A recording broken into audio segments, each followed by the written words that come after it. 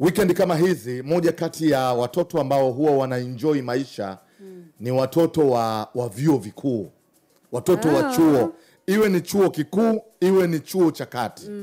Watoto wa vyuo wana ulimwengu wao linapokuja swala la weekend. Wanajiachia kweli kweli. Sasa nitataka leo unisikilize vizuri.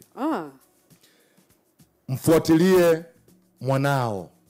Mzazi huyo Huenda anaishi kinyumba chuo.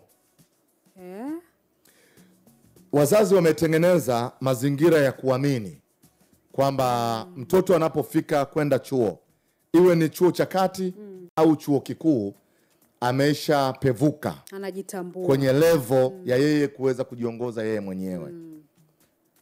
My dear parents, mfuatilie mwanao.